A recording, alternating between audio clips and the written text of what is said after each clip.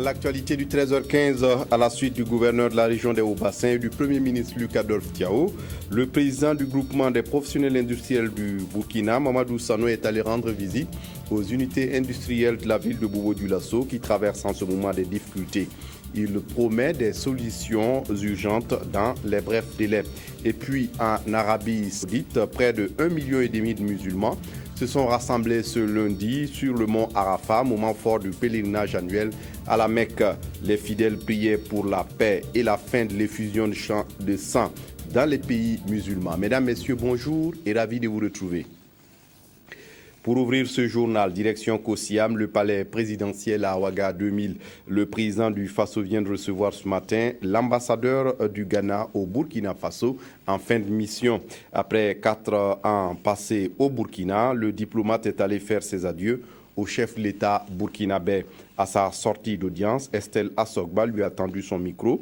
On écoute Chief Daouda Moudiana Baoumia. Lorsque je suis arrivé au Burkina Faso il y a 4 ans de cela, j'ai été chaleureusement accueilli aussi bien par le président du Faso que par le peuple burkinabé. J'ai travaillé sans relâche avec le ministère des Affaires étrangères et de la coopération régionale et j'ai également travaillé d'arrache-pied avec votre ambassadeur auprès de la République du Ghana. Et tout ce travail a été possible grâce à la bénédiction de votre président, son Excellence M. Blaise Compaoré, à travers les bénédictions du président John Dramani Mahama du Ghana. Et c'est à travers donc toutes ces bénédictions que nous avons pu renforcer la coopération entre nos deux pays. Et cela nous a également permis de promouvoir l'amitié qui existe entre nos deux pays.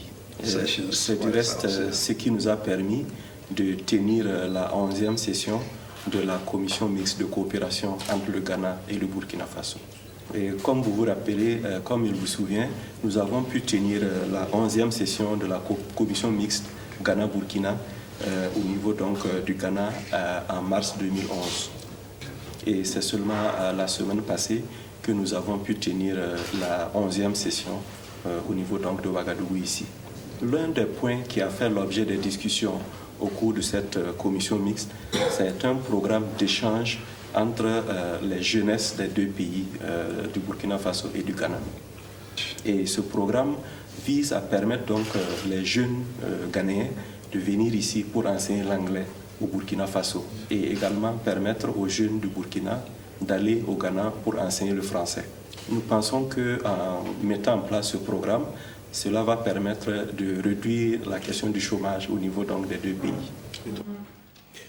Je vous le disais en titre, à la suite du gouverneur de la région des Hauts-Bassins et du Premier ministre Luc Adolphe Tiao, le président du groupement professionnel des industriels du Burkina, Mamadou Sano, est allé rendre visite aux unités industrielles de Bobo-Dioulasso qui traversent en ce moment des difficultés. La visite lui a permis de mesurer l'ampleur de la situation dans ces unités industrielles.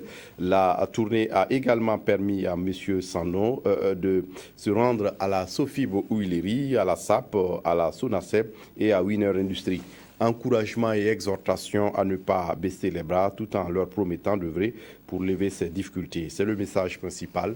Rokia San. La question est d'actualité. Les unités de production d'huile de coton et de ses produits dérivés font face à une sévère mévente.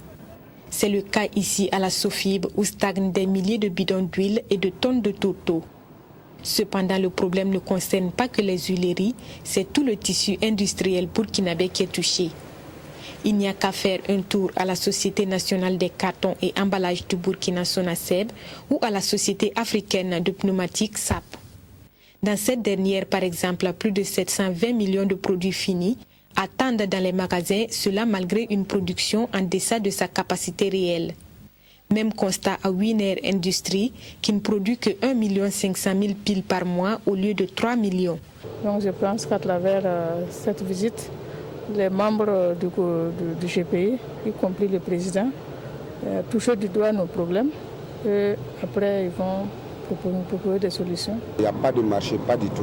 Si ça ne s'arrête pas, ça va entraîner beaucoup de suppression du personnel. Pour le moment, on essaie de tenir, mais à la longue, on ne pourra plus. Pour le groupement professionnel des industriels, il faut donc agir. Pour créer un Burkina émergent, il faut un tissu industriel solide. Et ce tissu, le peu de tissu industriel que nous avons, si nous ne le préservons pas, si ce tissu industriel disparaît, nous ne serons que dans une situation de trading. Et il faut réglementer l'importation d'une manière ou d'une autre. Et on ne demande pas de fermer et de mettre des barbelés autour du Burkina Faso. Nous demandons tout simplement que les gens se penchent sur nos industries et réguler. Récemment sortis de la rencontre au gouvernement secteur privé, ces industriels disent compter sur le respect des engagements pris par l'exécutif vis-à-vis de leur secteur pour remonter la pente. En attendant, ils poursuivront leur tournée dans les autres régions pour encourager leurs pairs et les féliciter pour leur contribution au développement du Burkina. Le ministre en charge de la promotion de la femme rencontre les représentantes des associations féminines de la région des Hauts-Bassins. C'était ce 12 octobre à Bobo-Dioulasso et la rencontre entre dans le cadre d'une tournée d'information dans les 13 régions du Burkina. Avec les femmes de la région des Hauts-Bassins, c'est un tête-à-tête qui a permis au ministre de leur dévoiler les nouvelles stratégies opérées au niveau de la composante 4 du programme spécial de création d'emplois. Des détails avec Karim Sissé. Le ministre de la Promotion de la Femme et du Genre face aux représentantes des associations et groupements de femmes des Hauts-Bassins. Nestorine Sangaré est venu leur parler de la mise en œuvre de la composante 4 du programme spécial de création d'emplois consacré à l'autonomisation économique des femmes. Après plus d'une année d'application de la dite composante, il est question aujourd'hui de revoir certaines stratégies. Au niveau de la nouvelle stratégie, l'année passée, nous avons vu que quand on a donné l'idée, beaucoup de femmes ont vraiment répondu présentes et ont sollicité des technologies. Mais ce n'étaient pas toutes des technologies au sens propre du terme, parce que s'il y en a qui ont demandé des motopompes, des moulins, des métiers à tisser, il y en a qui ont demandé des assiettes, des gobelets, des pelles, des choses, des petits matériels. Et cette année, nous avons voulu vraiment focaliser la liste des activités admissibles et ensuite la liste, le type d'équipement que nous pouvons prendre en charge, parce que quand c'est trop diversifié, les prestataires ont des difficultés pour pouvoir acheter ça et trouver de la bonne qualité pour elles. Un message favorablement accueilli par les femmes des Hauts-Bassins. Des femmes qui pensent que la correction des insuffisances constatées dans la mise en œuvre de la composante 4 va leur permettre de mieux s'affirmer. On a décidé de nous doter en matériel de bonne qualité et surtout par rapport à chaque activité, en tout cas elle pose une dotation vraiment de qualité pour que les femmes puissent employer d'autres femmes et ça va créer quand même de l'emploi et ça va aider les femmes à se développer. Les femmes de Koundougu dans la province du Oué disposent désormais d'un centre de promotion féminine inauguré ce samedi. À travers cette infrastructure, elles comptent poursuivre leurs activités dans le but de leur épanouissement et de leur pleine participation au développement du Burkina. Rokia Sanou a assisté à l'inauguration du centre, son compte rendu. L'une des activités principales qui occupent les femmes de la commune rurale de Koundougu est la production de beurre de karité. Cette activité, bon nombre d'entre elles la pratiquaient jusque-là en groupuscule, mais désormais elles pourront fédérer leurs actions autour de cette infrastructure. Un centre de promotion féminine qui leur permettra d'aller au-delà même de la réalisation d'activités génératrices de revenus. Ça va nous servir de centre de formation des différentes activités que les femmes ont déjà menées et qui d'autres formations également, comme la teinture, la couture des jeunes filles et des jeunes femmes. Mais pour que cela soit une réalité, ces femmes ont besoin d'équipements et elles l'ont signifié à leur ministre de tutelle. Nous sommes en train d'acquérir des technologies actuellement que nous pourrons mettre à la disposition des maisons de la femme et des centres de promotion féminine, ne serait-ce que pour les formations. Et pour cette maison, comme pour les autres que nous avons inaugurées récemment, nous mettons à leur disposition une dizaine de machines à coudre pour la formation des femmes et des jeunes filles et également 5 métiers à tisser pour la formation des femmes qui seraient intéressées. Et pour que tout cela profite véritablement non seulement aux femmes mais aussi à toute la commune de Koundougu, Nestorine Sangaré les a invités à la cohésion et au bon entretien de ces locaux. À noter que la construction de ce centre qui a coûté environ 25 millions de francs CFA entre dans le cadre de la composante 4 du programme spécial de création d'emplois pour les jeunes et les femmes, à savoir l'autonomisation économique des femmes. Comment aider les adolescentes à vivre sainement et de façon responsable leur sexualité? Un concept existe, celui de la santé sexuelle de la reproduction. Environ une dizaine de représentants d'établissements secondaires de la ville de Ouagadougou sont réunis en ce moment pour recevoir des connaissances sur le concept. Des détails avec Yolande Lompo.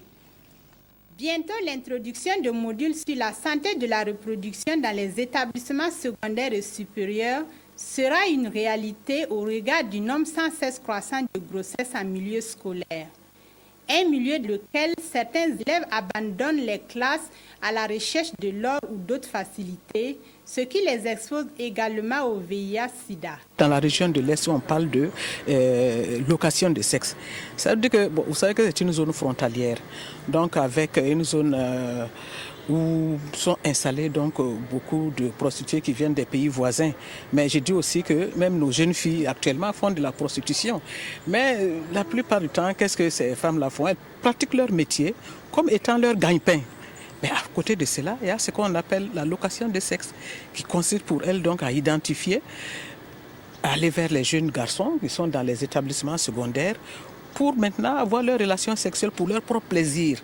À cette rencontre, il s'agira de mettre à nu les besoins de ces adolescents et ces personnes ressources de 10 établissements d'enseignement secondaire et supérieur de la ville de Ouagadougou vont au cours de ces 5 jours de travaux acquérir des connaissances sur la santé sexuelle et reproductive afin de les aider à vivre une sexualité saine et améliorer leur rendement.